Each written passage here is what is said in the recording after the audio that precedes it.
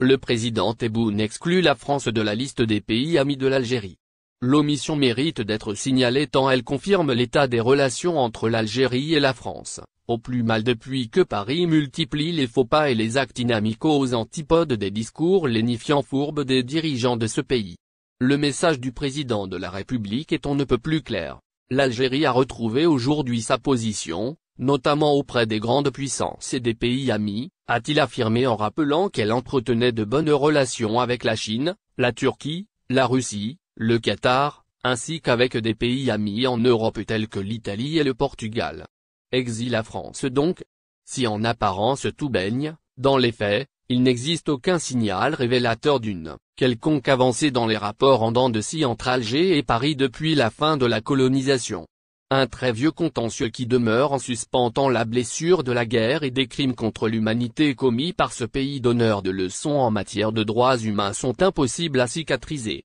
Un documentaire diffusé par la chaîne de télévision publique algérienne sur les déportés algériens à Cayenne démontre, en effet, à quel point les horreurs subies par ces bagnards se sont répercutées sur des générations. L'abomination est telle que la douleur des descendants de ces victimes du régime criminel de Paris est au moins aussi intense que celle de leurs parents et grands-parents. Le discours d'Abdelmadjid Tebboune répété de façon systématique à chacun de ses déplacements à l'étranger est un message clair à la France dont le pouvoir continue d'adopter une attitude paternaliste que les Algériens abhorrent. Désormais, c'est vers d'autres pays européens, l'Italie et le Portugal, que l'Algérie se tourne pour renforcer la coopération dans tous les domaines. Si l'Algérie garde de bons rapports avec ses deux voisins du nord de la Méditerranée, elle ne prend pas moins un virage à l'est où elle compte intensifier ses relations avec les deux puissances que sont la Russie et la Chine, tout en se rapprochant davantage de l'Iran et du Qatar, Doha partageant avec Alger son rejet de la normalisation de certains États arabes avec Israël. L'avenir des relations algéro-françaises ne s'annonce pas radieux. Bien au contraire.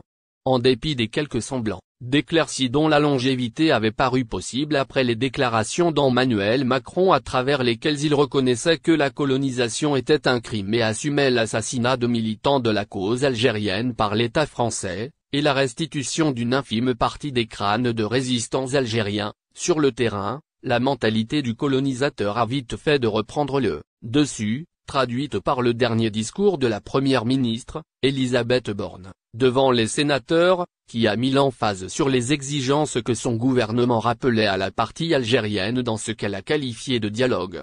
En réalité, un monologue auquel l'Algérie n'accorde aucun intérêt.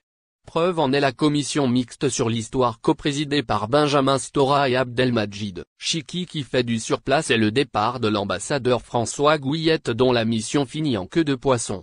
Son successeur ne